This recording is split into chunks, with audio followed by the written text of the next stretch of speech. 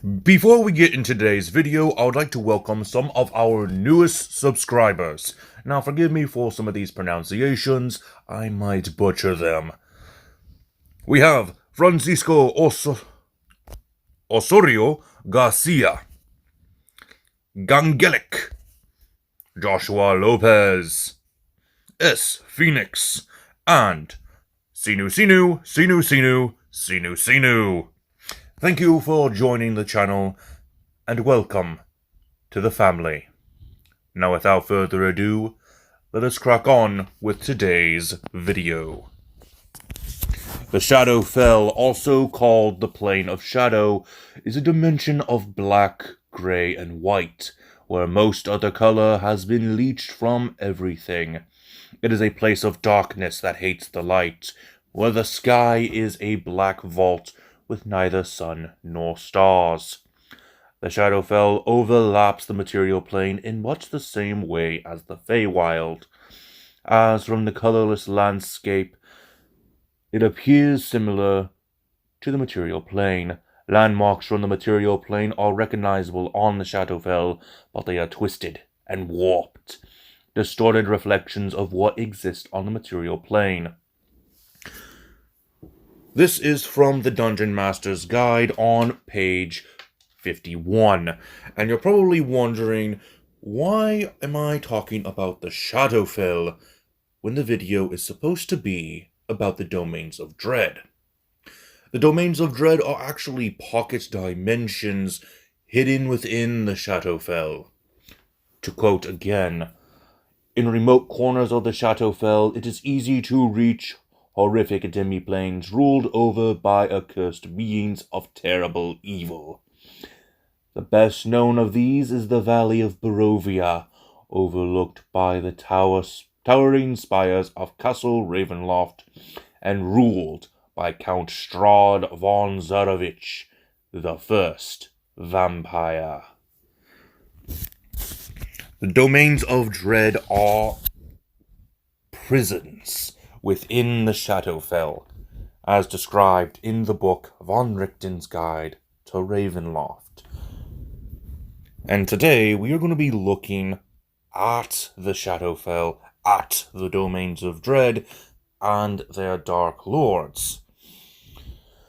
As while in von Richten's Guide, we have no stat blocks, but it does give us the general information that we need to possibly defeat these Dark Lords in a way that is not combat.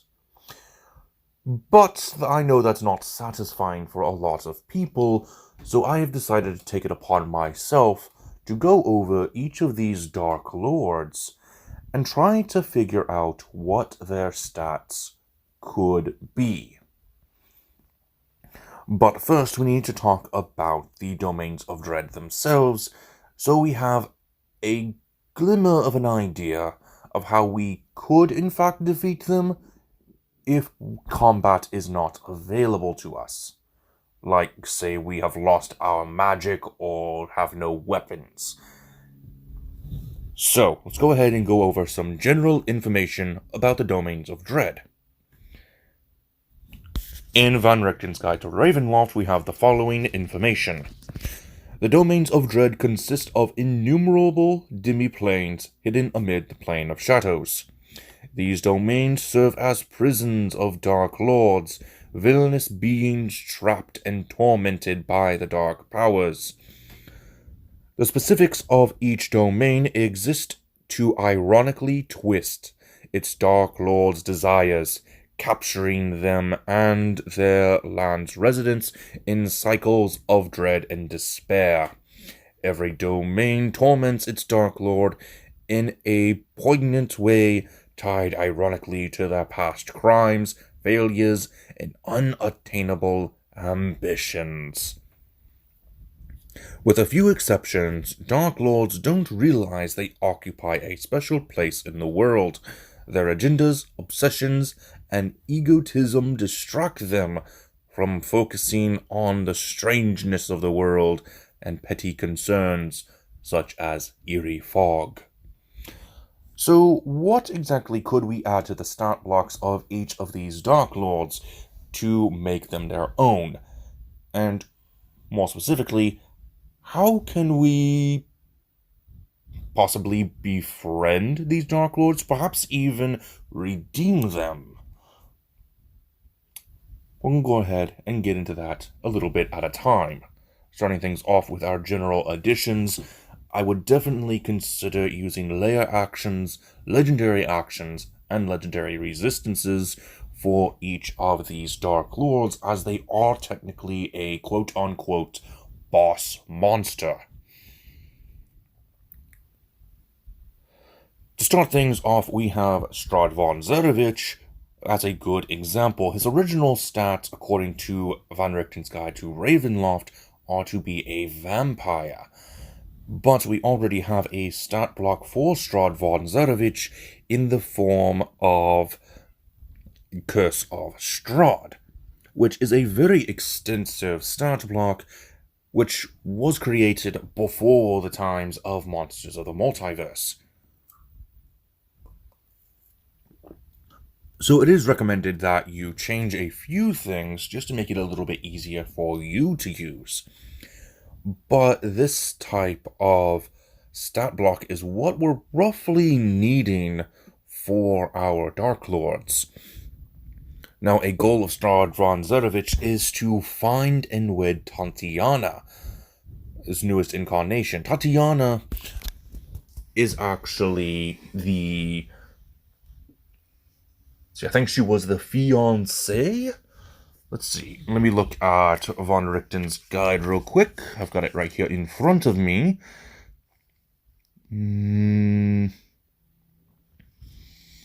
Let's see. Ah, yes.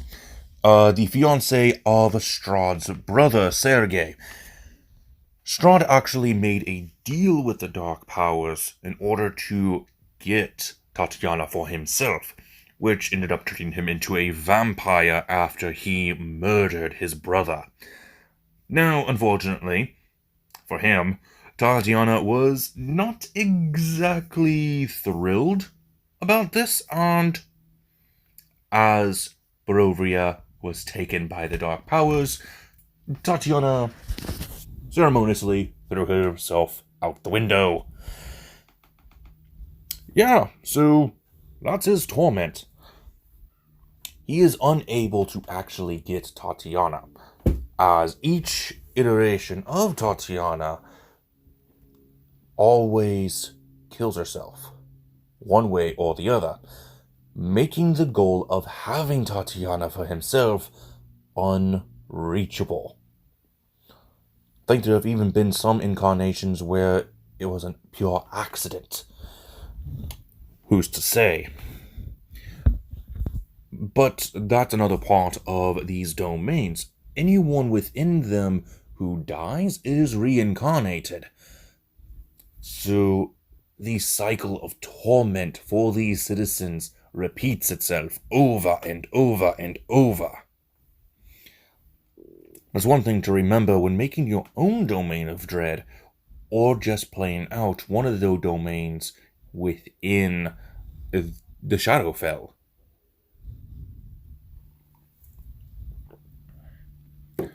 Other characters that you might find within Strahd's domain of Barovia are Dr. Rudolf von Richten, who goes by the name of Rictavio the Bard, which actually we have a stat block for him as well within Curse of Strahd.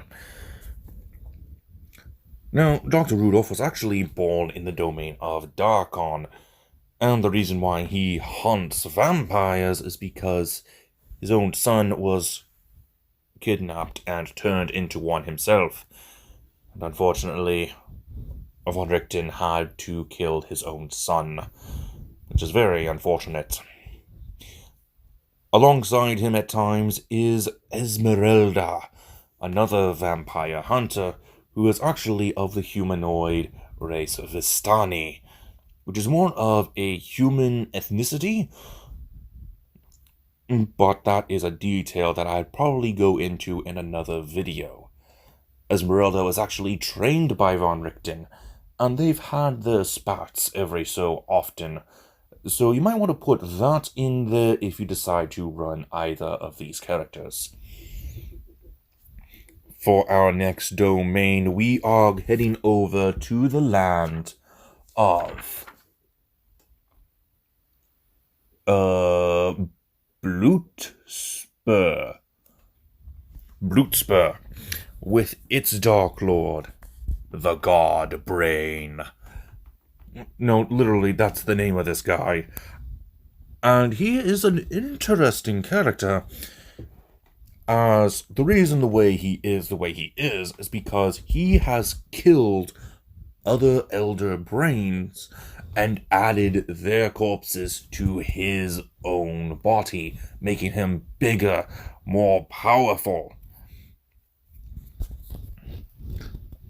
But there was a cost, as a disease began to plague his gargantuan brain. And his torment is that he cannot cure this disease. He might be able to live forever, but... well, seemingly forever, but this disease still haunts him, causes him pain.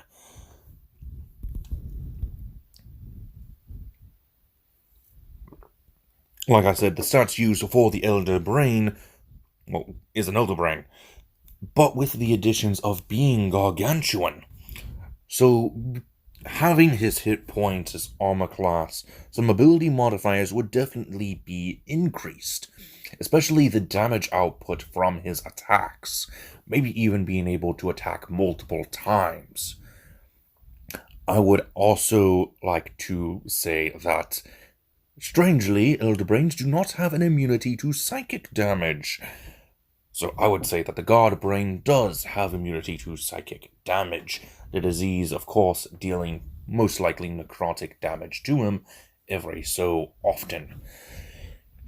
I even added some innate spellcasting to him, allowing him to cast certain spells, which honestly makes sense for an Elder Brain of this size.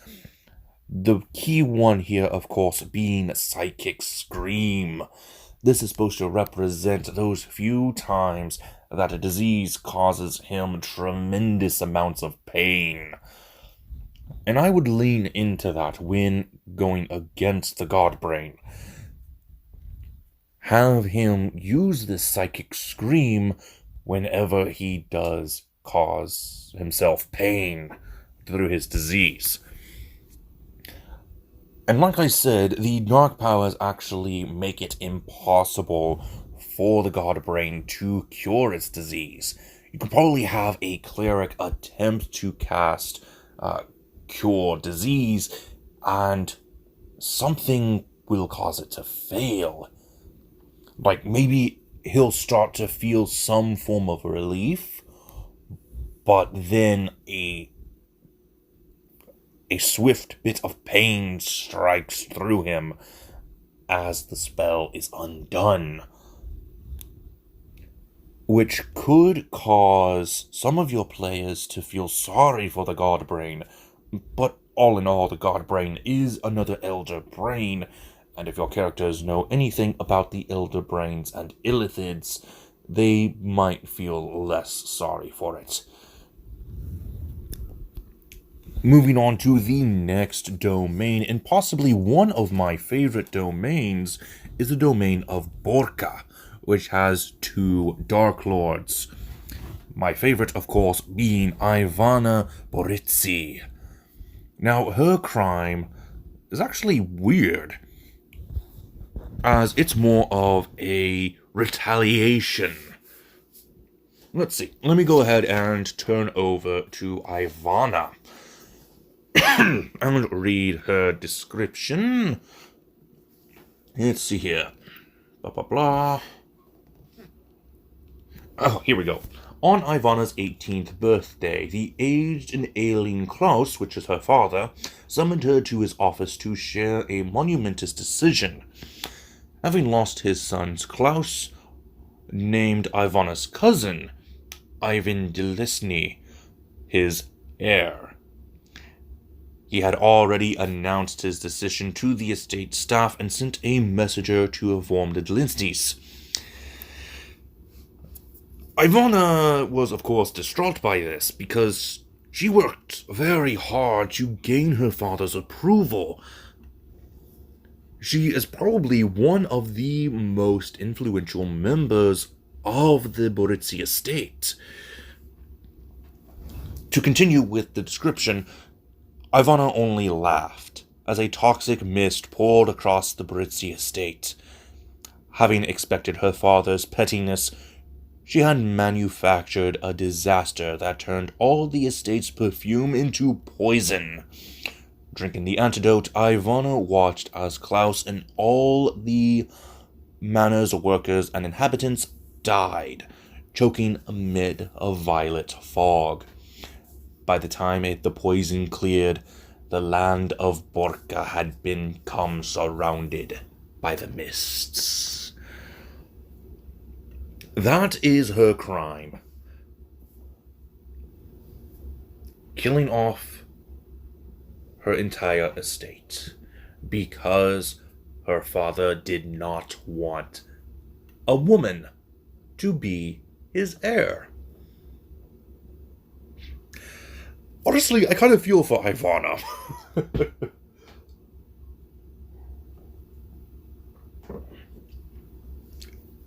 She worked so hard to get her father's approval, but her father just tossed her aside like last week's garbage. Now, the stats that are used in Von Richten's guide are said to be the spy stat block, but I found those stats way too weak, so I decided to go instead with the Master Thief, with a few good additions. Ivana is very intelligent, so having her intelligence be an 18 actually made sense.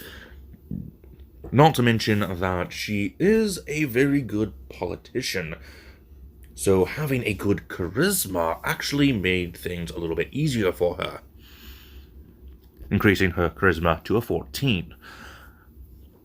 Now the only thing is, the Master Thief has armor. Ivana does not. So we went ahead and removed that armor, dropping her armor class down to a 14. We also add the Serpent Feet, and since she is now immune to poisons, we went ahead and grabbed the damage immunity and condition immunity to poison and poisoned. And also, weapon attacks are coated in a poison that is similar to wyvern venom, which I especially like. Because, well, Ivana loves to create poisons and even has a garden dedicated to a bunch of dangerous plants. I would actually go into that, probably have a few blights roaming around the estate. Maybe even have her in her garden when you decide to go into some sort of final battle, and Ivana just commands her plants to defend her.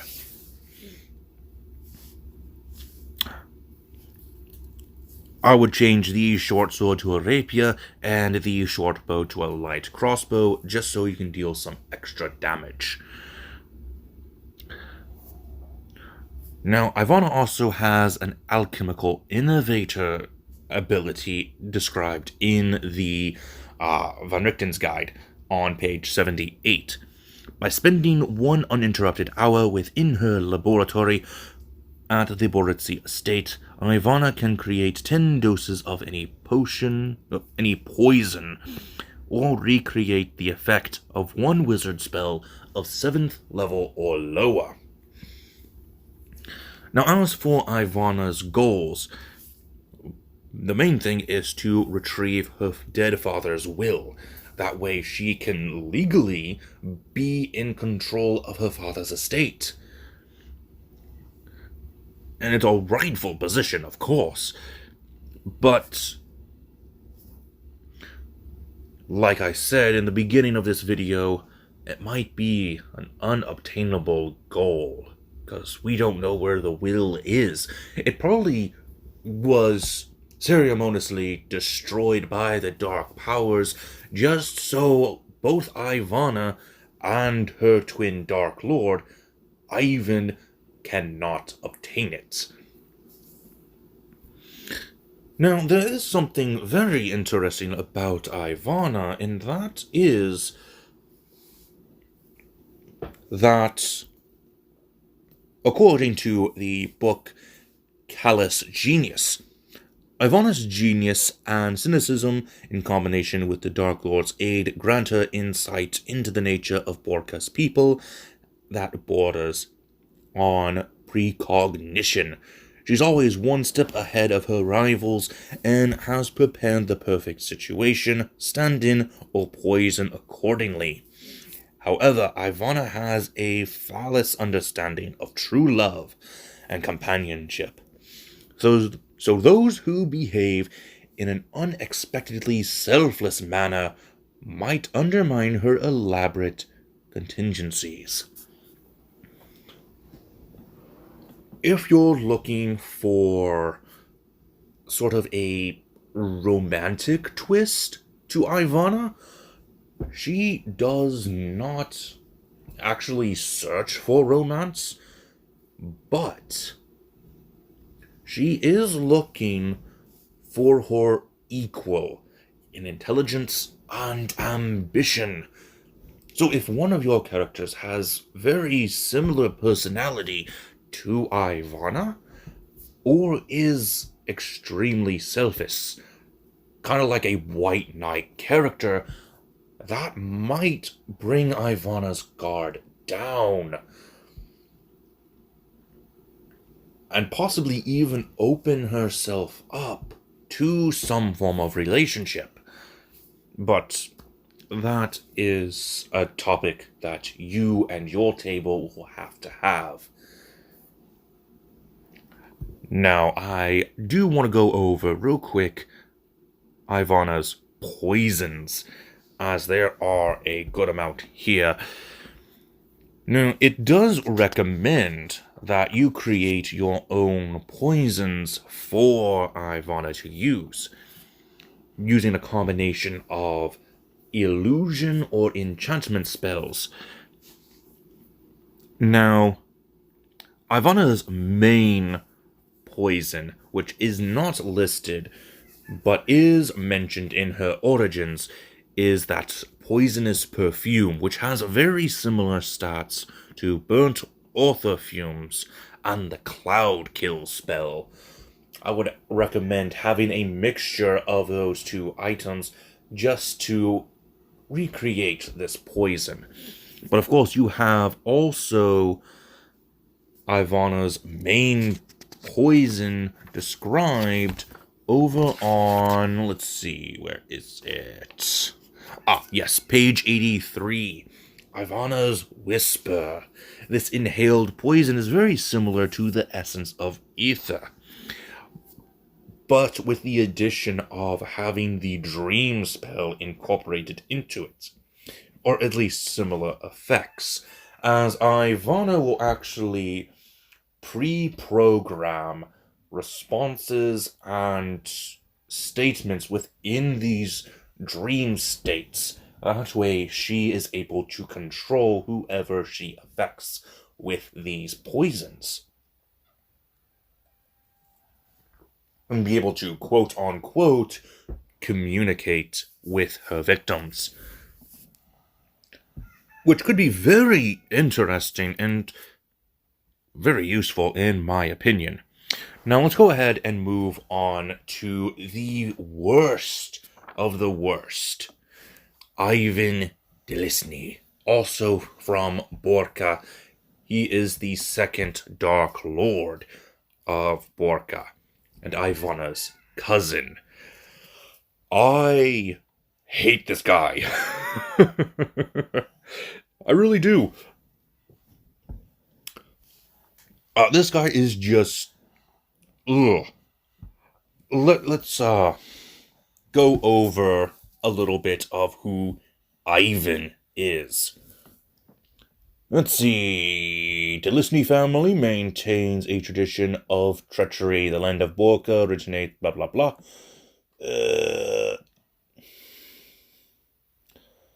Blah blah blah. Oh, they were present at Castle Ravenloft the night Strahd von Zarovich's transformation. That's interesting. Ages later, the siblings, Boris and Mila, each plotted to steal the prestige of their cousins, the Baritzis, blah blah blah. Despite the opportunity, Ivan grew to embody childish vice and impulsiveness, with his family's wealth and doting servants exacerbating these whims. Frequent accidents transpired around Ivan, forcing his family to cover up the maimings and deaths of numerous pets and servants. Only Ivan's sister Christina was exempt from his bullying and wicked tricks. Over time, Christina proved precious and eager to learn. Ivan, however, became stubbornly obsessed with childish choice and behaviors. He encouraged his sister to indulge his idealized visions of their childhood, going so far as to affect childlike behaviors and ways of speaking. Although his family members grew increasingly unsettled, they sheltered the future head of their house, reshaping their estate and investing in whimsical diversions for him. On the night Ivana Boritsi poisoned her family, Ivan learned of his parents' intention to send Christina to a prestigious boarding school. Uh-oh.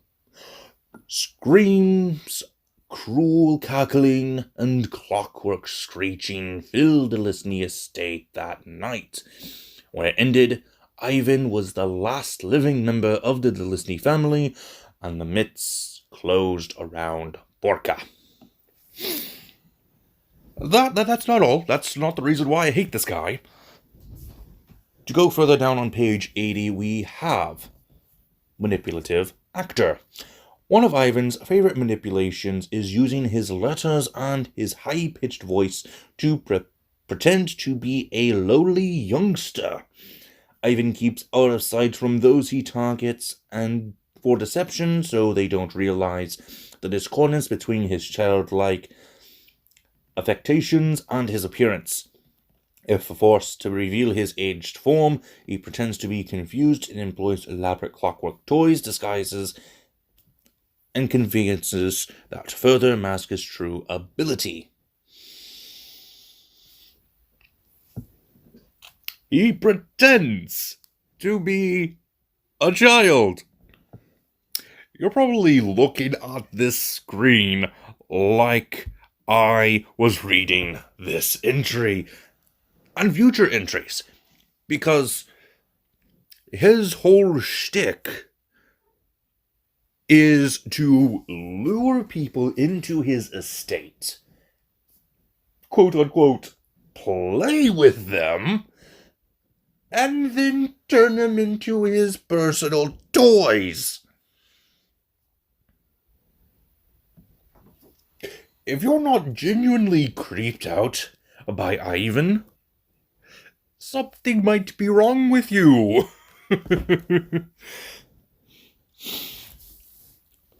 To quote Toymaker, creatures of many sorts serve Ivan, and any of them, from maids to monstrous guardians, could be clockwork devices or stuffed toys. This doesn't change the creature's statistics and is revealed only in dramatic moments. Individuals the characters have known for years might eventually be revealed as Ivan's toys. Going over to page number 81.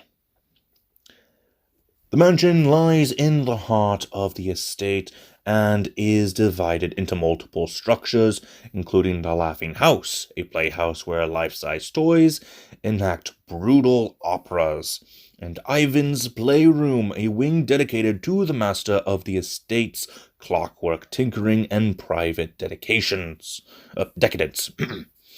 Ivan tempts victims to his home where they gradually realize they're trapped in a funhouse of childish grotesquities. Those unable to escape are eventually forced to don the ludicrous livery of the Lindsay household staff and become Ivan's new servants. I really hate this guy, like I said. Now, the worst part is, as you can see, Ivan looks to be very, very old. But in fact, it's quite the opposite. He still is able to retain his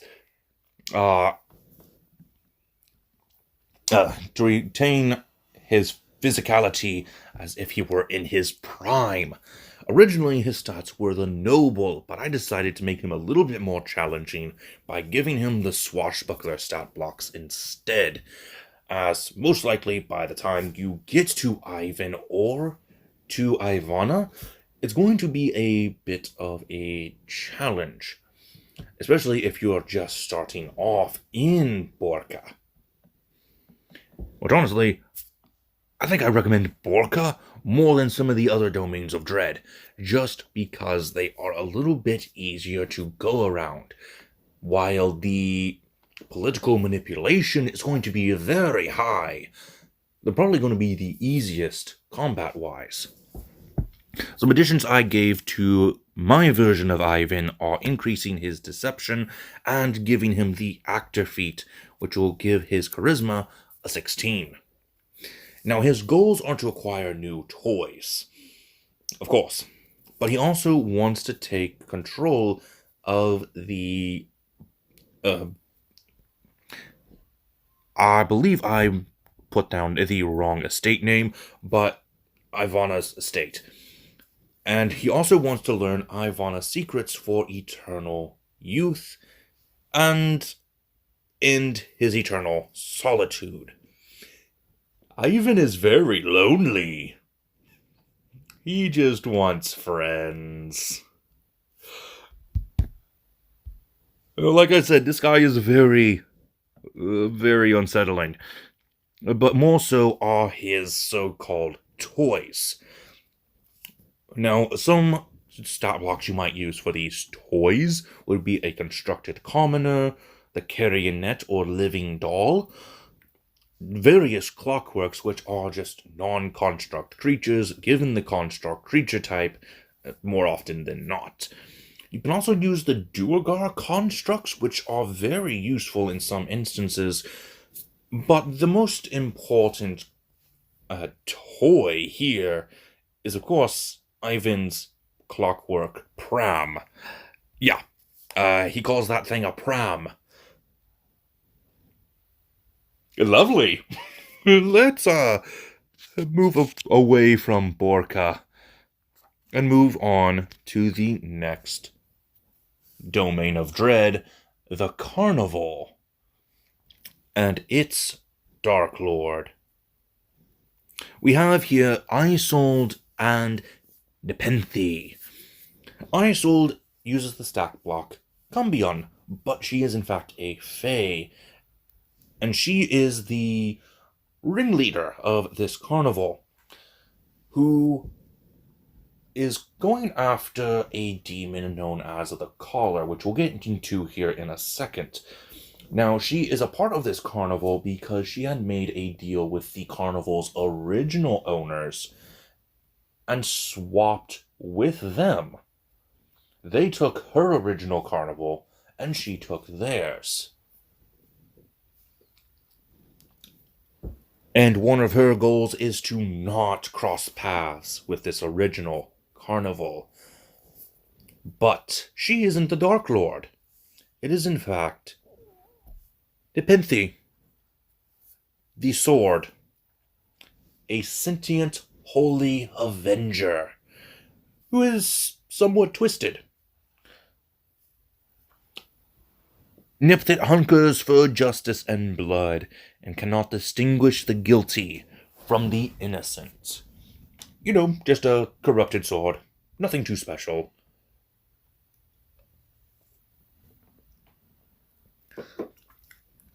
Adventures in the carnival might differ from time to time, as this carnival is actually one of the few domains that is actually able to intersect with other domains of dread and just continues to travel.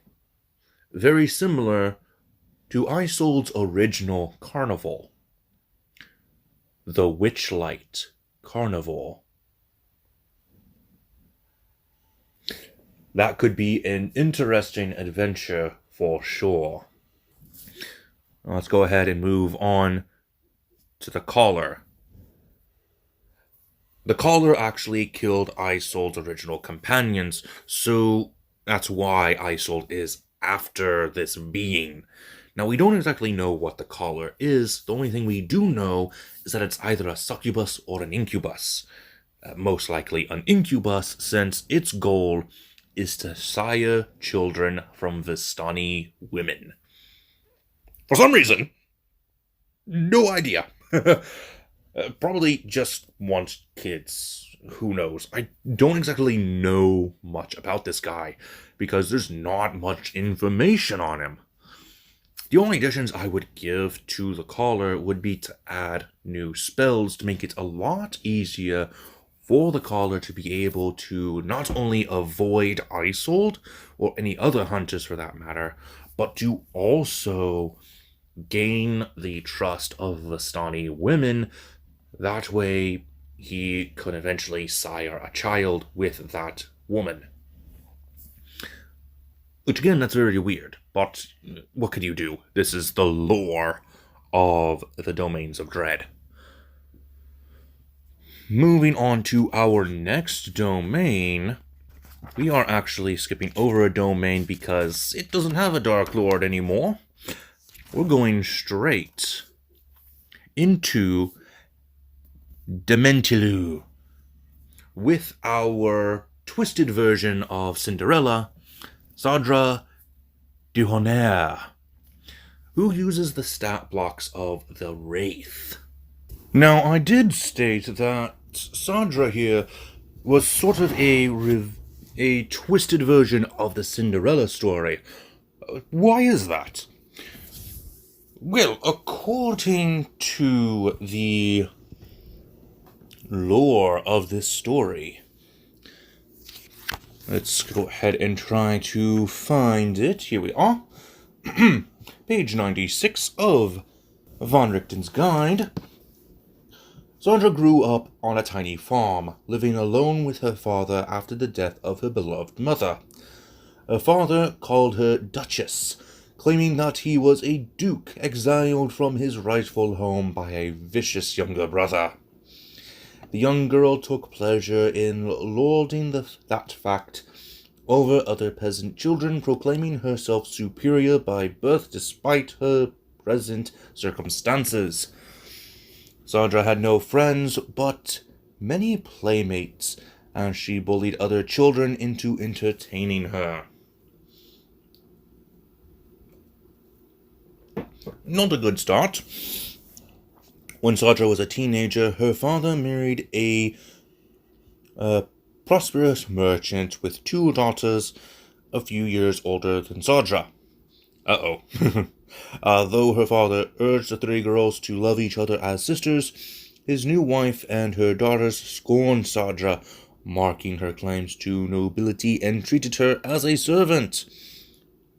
There's our connection to Cinderella, but it goes even further. Despite the family's new wealth, Sandra continued to dress in rags and labor from dusk to dawn, acting as a housemaid to her stepmother and stepsisters.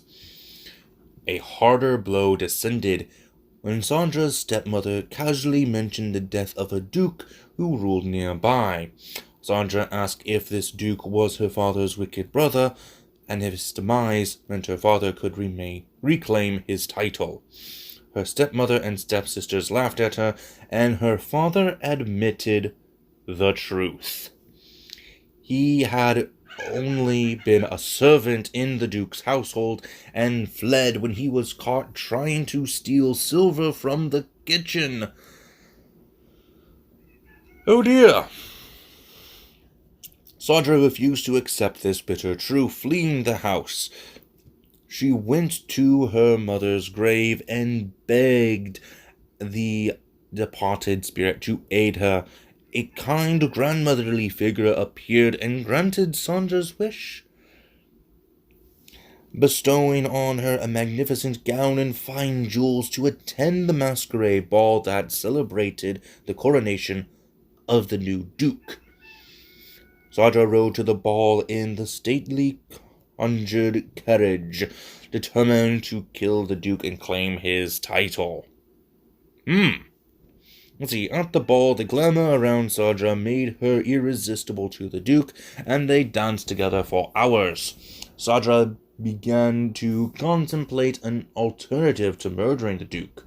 She could marry the poor fool and become the duchess she'd always believed herself to be. But as the clock struck midnight, terror stalked the ball as guests started rapidly sinking and dying. The plague afflicted the Duke and Sandra as well. As they lay dying in each other's arms, the Duke gasped a fateful confession. He was not the son of the late Duke, but a servant in the Duke's household. The Duke, unable to have children of his own, claimed the servant's infant son and raised him. Later, that servant was caught stealing from the kitchen and fled the house with his young daughter. Plot twist! The Duke's son is actually Sandra's brother! Oh, that's funny. As they lie, blah blah blah blah. Let's see. The Duke of the Enraged to discover this so-called Duke was no more a real Duke than her father, and worse, that was her own brother, Sandra drew her blade and drove it into the pretender's heart. She stumbled out of the palace, but the plague claimed her on the stairs.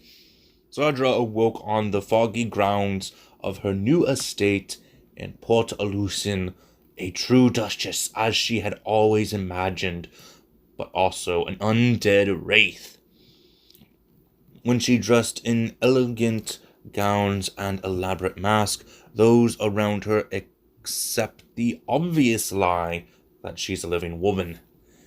When she isn't hosting her masquerade balls, she sheds her garb and stalks the city as a murderous spirit known as the Red Death.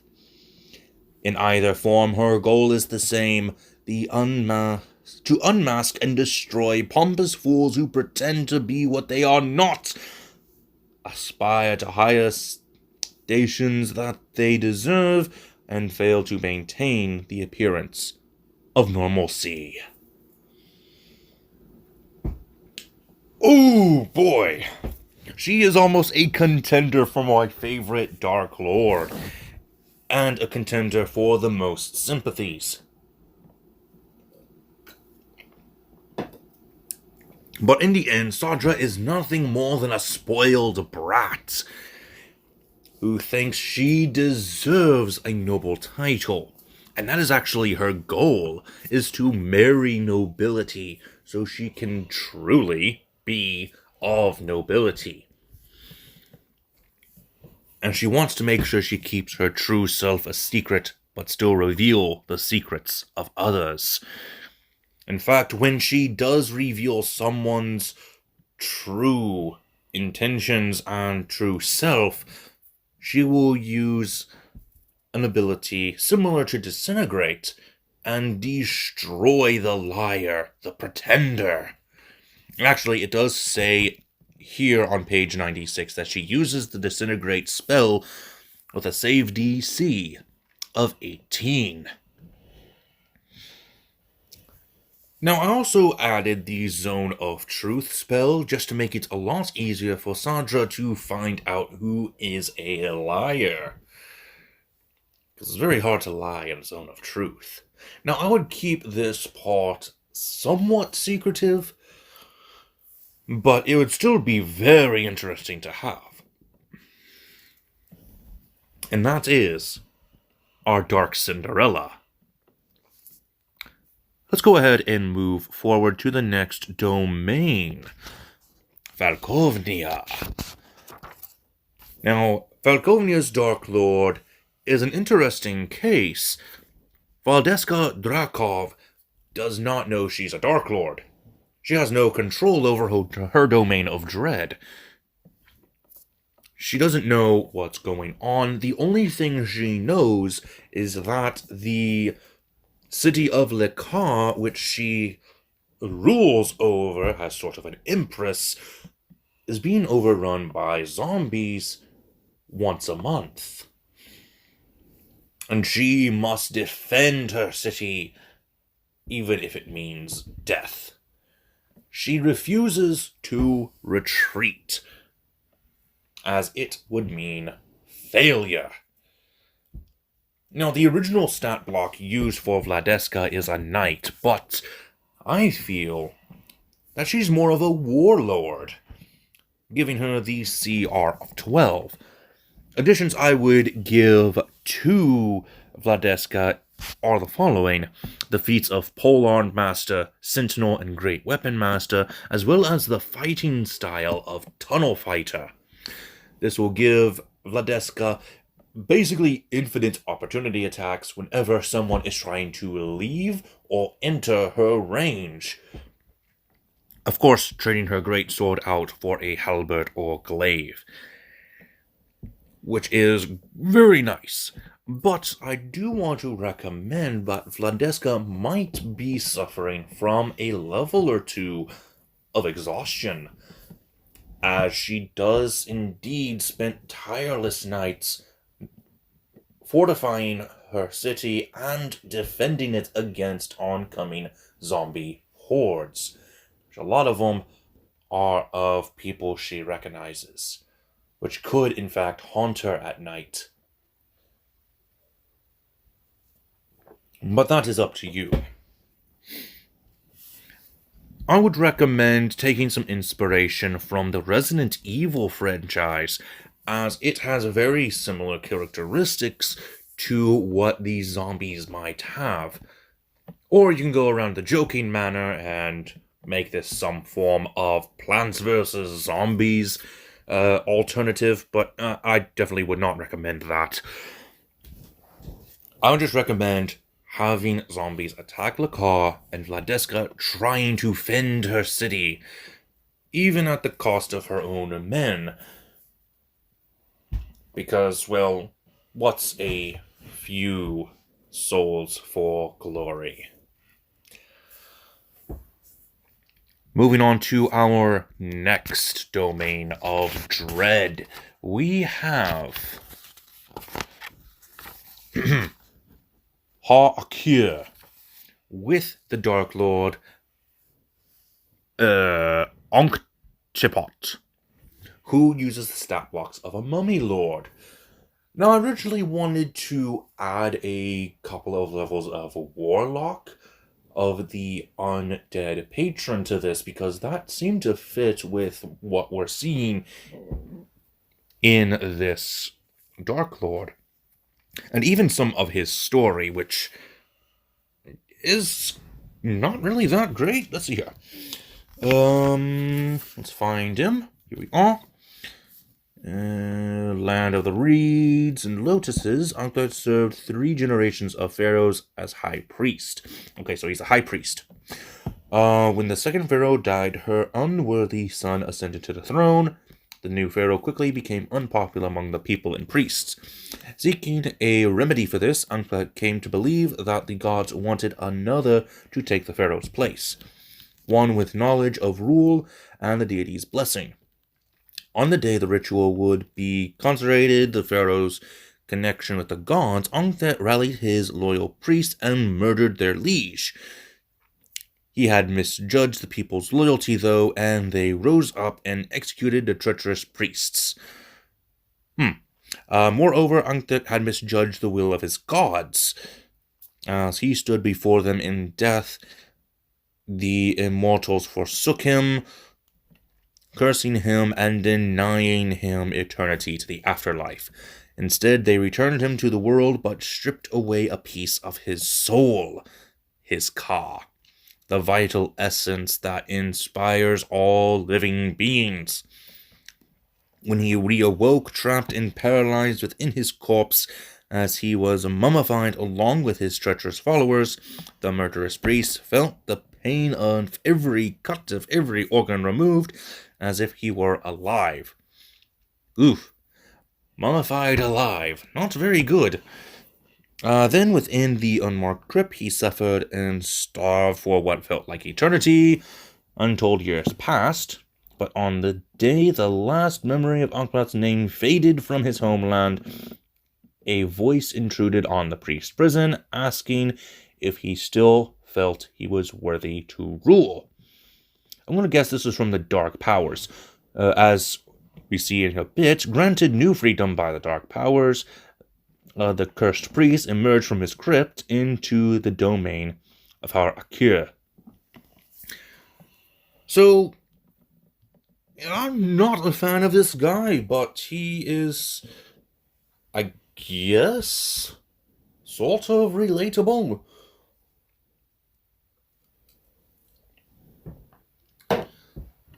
Like I said, he's not really the best kind of person. He does symbolize what a Dark Lord would be.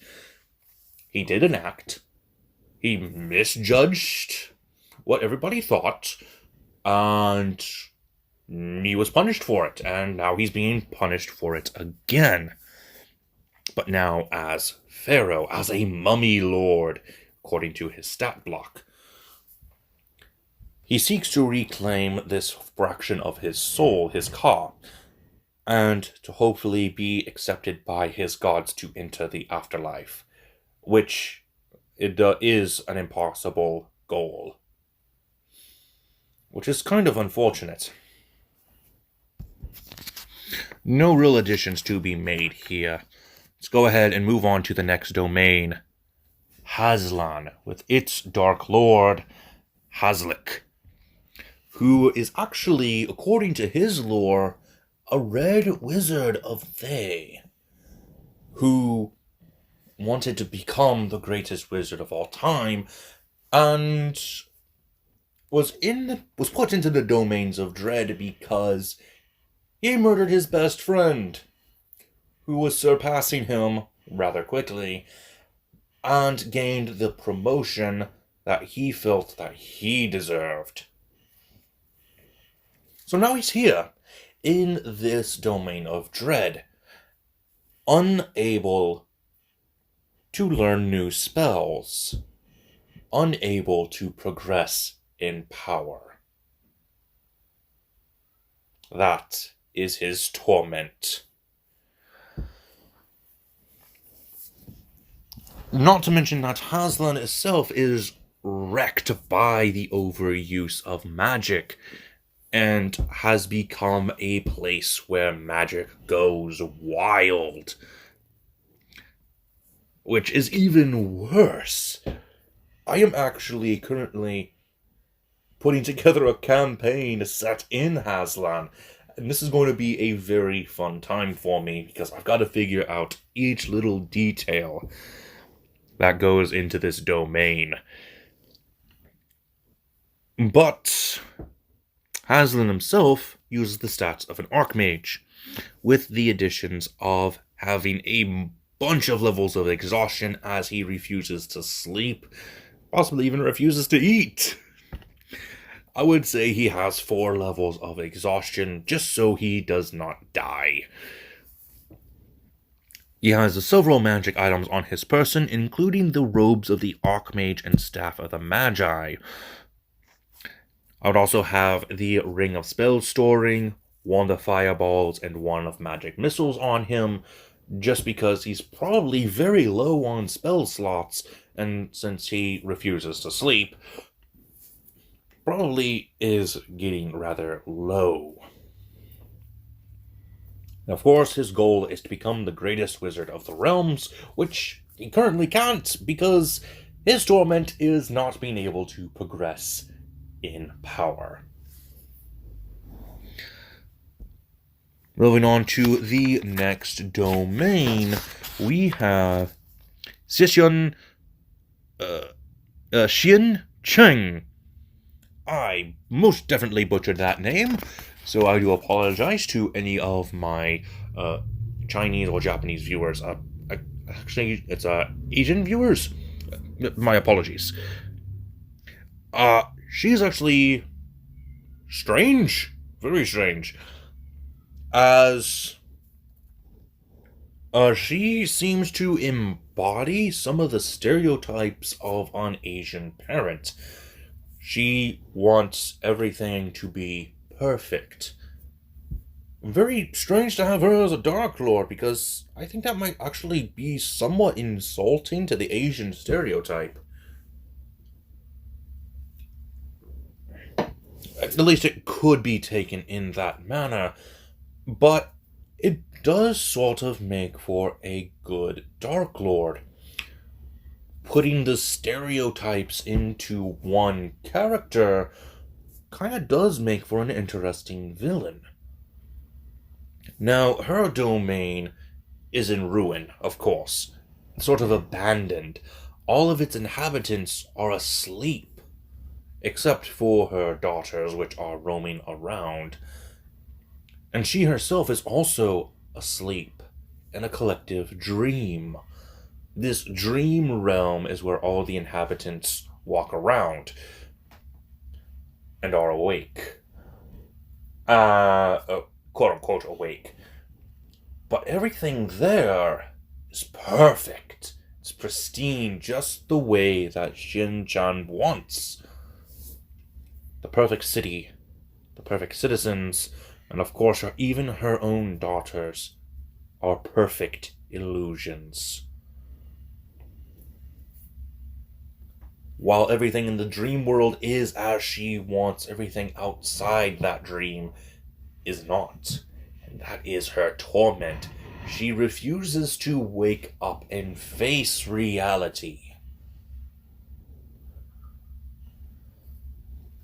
The stat block she uses is the Mage, with the additions of her cloak having the same properties as Heward's Handy Haversack and the Wings of Flying.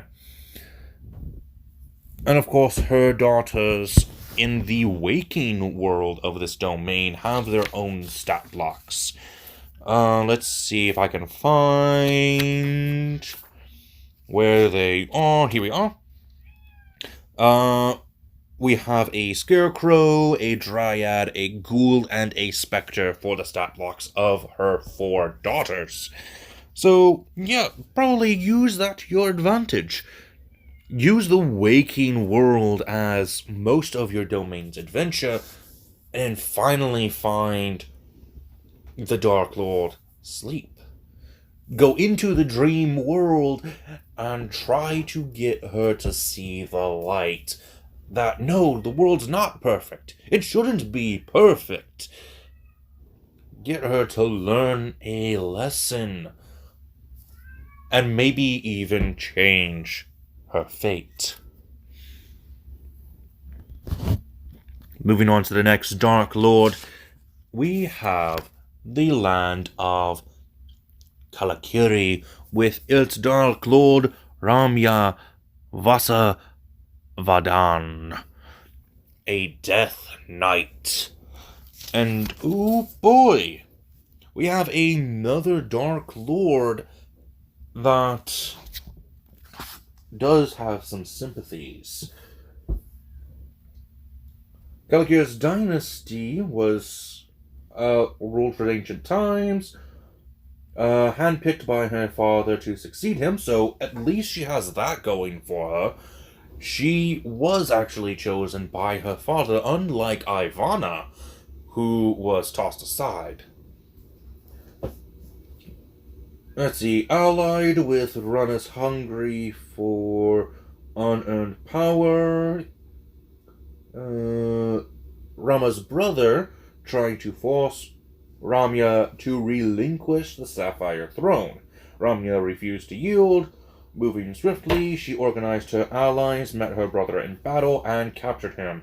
She intended to execute her brother, but her sister, Riva, counseled her to be merciful. Ultimately, Rima forgave and the rebel faction. Her brother was in prison. Ramya ascended as the Mahari, Queen of Kings. A golden period in Kalakiri's history followed as Ramya promoted learning and upheld justice. Meanwhile, Riva secretly coordinated with Ramya's foes. After years of resentment and plotting, the rebels freed Rajani, who is Ramya's brother, and spurred nobles across the nation to open revolt. So her own siblings decided to bring her down. Alright, let's see. Ambushed, slaughtered Ramya's royal guards, and captured the Marahiri, the central courtyard of the Cerulean Citadel. Erezi sentenced her sister to death as the court stranglers. Garrett crushed her windpipe. Ramya cursed her brother and sister, calling them bloodthirsty beasts. Raja and Riva denied their sister the honors befitting. Dumping her corpse into the sea. Yikes.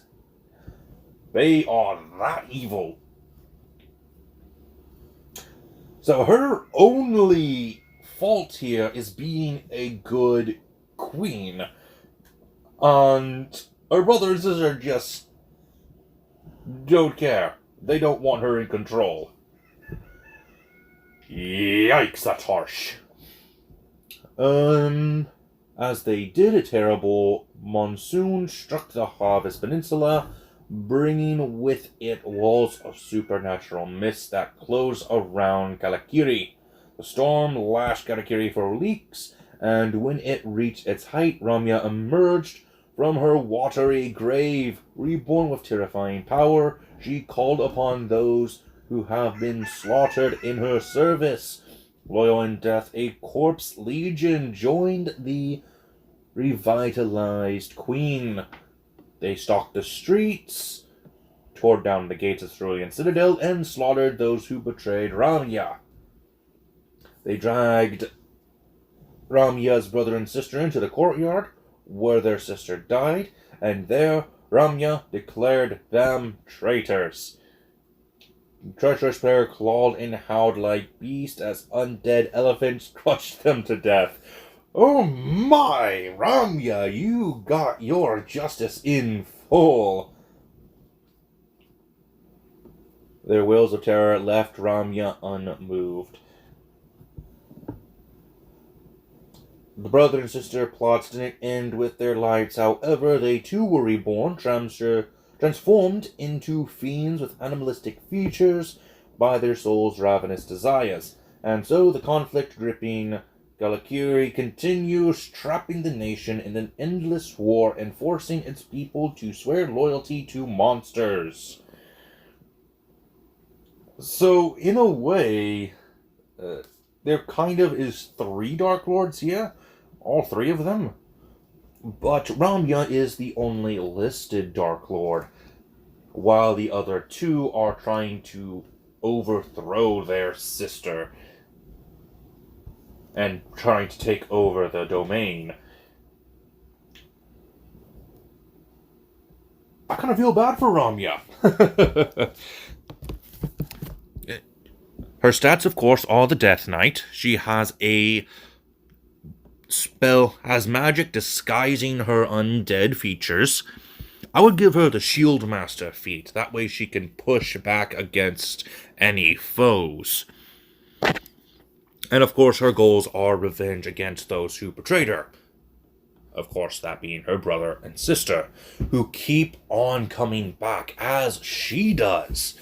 So it's an unending war with no winning sides. And that is very unfortunate. Moving on to our next domain, we have, honestly, just a stupid Dark Lord. Gartakas is this domain, with Harkon Lucas being the Dark Lord. And honestly, I don't feel bad for this guy in the slightest. He uses the Lupo-Garu stat blocks, and his goals is to never be forgotten. That's it. He is a bard that does not want to be forgotten.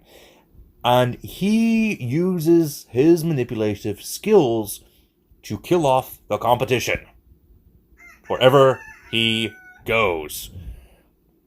Again, I don't feel bad for this guy. This guy's a loser.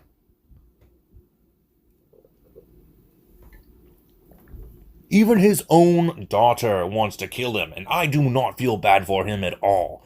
He is stupid. And while Ivan of Borka is more devious, this guy's just not a good Dark Lord. I don't even need to go over his lore. He is just that dumb. If anything, he's a misogynist. That's all I've got to say. So, we're just going to go ahead and skip right by him. The only additions I'd give him is adding features from the Bard stat block. His only goal is to never be forgotten, and whenever he travels, it's like he's there for the very first time. At least to those citizens, because they don't know who he is. Always forgotten. Moving on to the next Dark Lord and the next domain, Lamboria, with Victra Boldenheim. Originally using the spy stat block, I would actually see her more as a necromancer wizard, as she does take inspiration from Dr. Frankenstein. And actually, this is the first, probably only, Dark Lord that got a reskin from the original lore. As the original name of this Dark Lord was actually Victor Mordenheim. A dude. I mean, it's alright, I guess. But Victor wasn't the Dark Lord of Lamboria. It was actually his monstrous creation, Adam, who is Frankenstein's monster inspired. And we actually do have a version of Adam in here. Of course, Victra being the Dark Lord, the monster creation, who is named Elise, is not the Dark Lord. But apparently, according to the lore, was an old friend of Victra who had died, and she had brought back, using her greatest creation, the unbreakable heart. Which is definitely a change from Adam and Victor's relationship in the original versions of Lemuria. Victor and Adam actually have this life connection. If one of them dies, the other dies. Which is kind of tragic. But Adam can't get revenge on Victor because of this, which was his original goal. But he was able to get companionship just like he wanted, but that's about it. For Victra, she just wants to recreate or retrieve her masterpiece, the unbreakable heart. That's her only goal.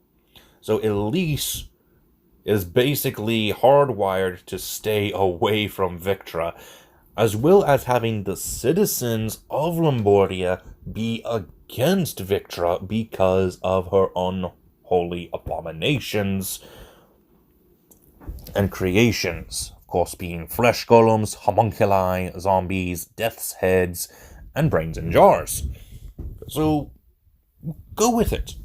And it actually is encouraged that one of your characters who is from Lamboria to be a reborn race, be created by Victra, designed to try to find Elise and the unbreakable heart. Like I said, I would give her the Necromancer stat block, allowing her to raise her own army, and I would also give her the skill of medicine, giving her a +5 modifier, since she is a scientist after all.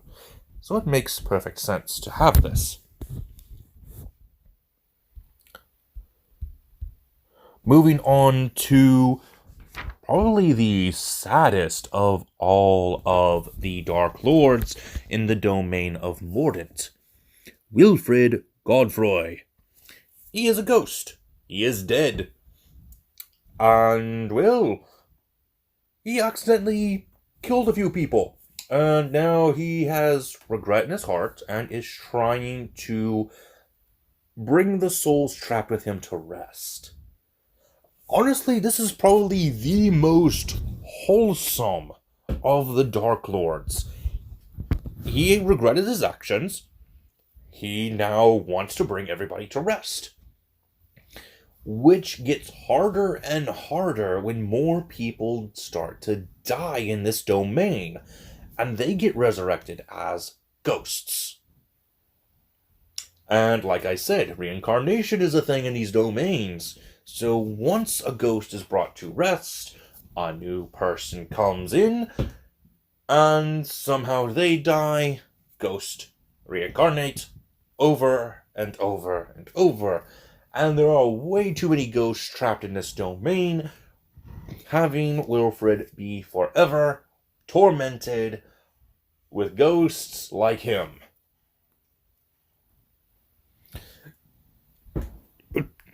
Moving on, that was depressing. We have the next domain, Camelot, with Jacqueline Rayner as its Dark Lord. Originally using the Were-Rat stat block, I decided to go ahead and use the Master Thief stat block instead, with a Were-Rat template on top of it, increasing her intelligence to a 12 and charisma to a 16. Let's see here. What do we have on her? Let's see, Centuria Goder, blah blah blah. Living place. In those days, not a building stood vacant, as merchants from both inns. Let's see, Rayner saw how the city was changing and tried to convince her family of the danger it posed. The burgeoning middle class sapped her family's authority, transforming them from lords over the commoners into mere landlords. So, her whole shtick is to basically be the, the lords that reign over this land, instead of just lowly low-class citizens, just like the other commoners. She wants to rule. Again, not my favorite. At least she's better than Harkon Lucas, as she actually uses other people to help her, fellow were-rats. She even is able to use a plague that she created to control the lowly commoners. So she's a bit of a better Dark Lord by far. Not the best, again, but still very interesting Dark Lord that could be used in a campaign as sort of a tension easer, even though you are still getting hounded by were-rats and diseased rats that give you this gnawing plague disease. I would say for some sort of final battle with Jacqueline, give her the ability to summon more rats. Get some giant diseased rats, get some rat swarms, all that sort of thing. But before you get to that final battle, have her just stalking about the shadows, inflicting people with the gnawing plague and having it spread among the populace. Give her the skulker feat so it'll be easier for her to attack from a distance without being noticed. Moving on to our next domain, we have the domain of Tempest, with its Dark Lord, Lady Lorinda, who is a green hag, who wants nothing more to have a child of her own. Now, she uses the coven variant, and that's because she is technically part of a coven. She actually trapped her two sisters inside of a cauldron, I believe, from what I remember. Let's see here. Mother Lorinda, Lavida, and Letitia. Manifest sisters were gifts from the fairies to their lonely mother, a kind, honest woman, blah blah blah, who wanted daughters to cherish. Brutish father and brothers resented the girls, whose suffering grew worse after their mother died. Okay, so they are sort of their own versions of Cinderella, kind of, but the exact opposite cases. They murdered wealthy strangers, sold their valuables, and disposed of their bodies in their family stew pot. Okay, not so good. But she does eventually betray her sisters because she wants to be a family woman. And she does help others obtain the goal of getting children, but she herself can't have her own child, as the child she creates for herself falls apart and dies.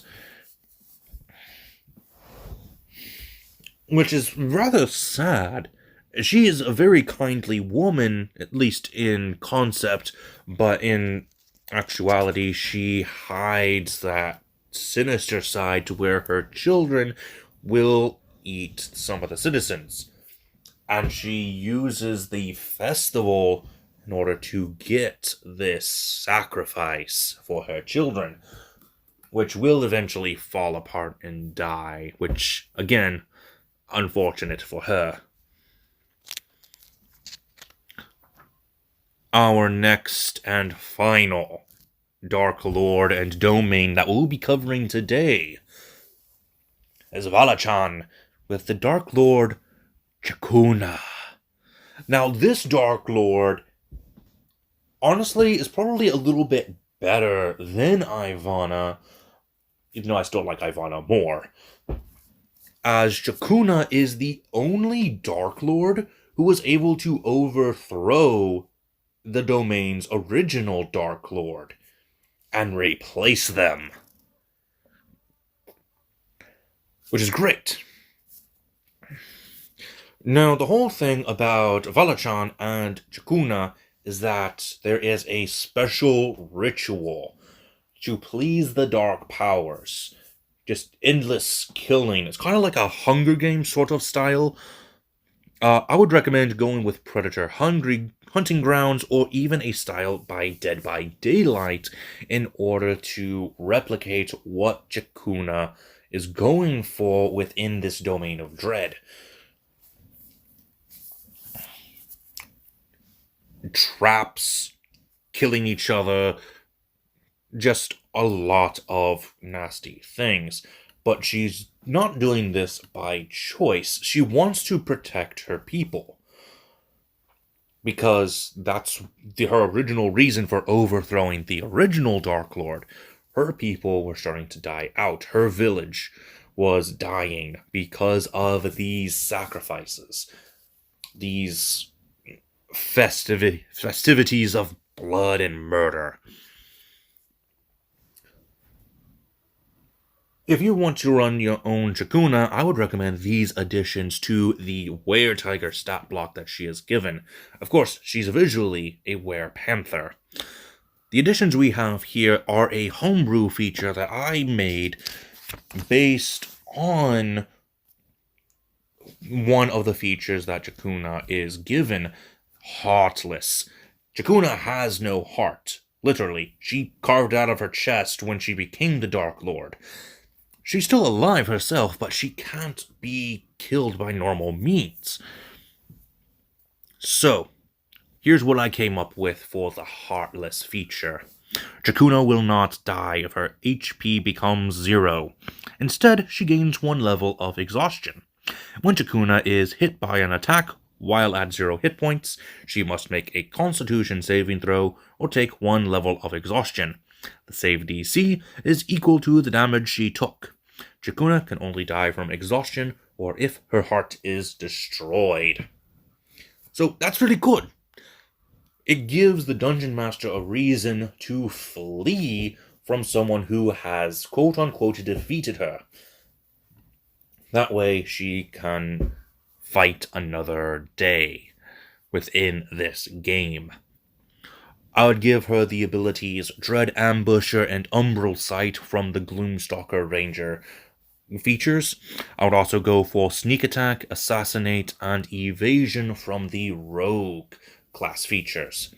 And having the Sneak Attack, of course, dealing an extra 14 damage. I would also grab the feats Sharpshooter, Piercer, and Skulker, just so it is easier for her to kill certain NPCs. And I calculated a CR of 8 after all of this grinding, which is very, very powerful. And that is it for our time today.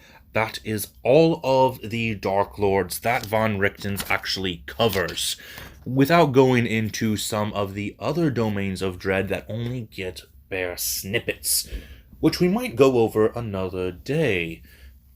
What do you think? What Dark Lord is your favorite? And what domain would you consider running for your own campaign? Let me know down in the comment section below, and I will see you again next week when we go over a few more characters in character conversion or even in character concept. Until next time, this has been Drahan, and I am offline.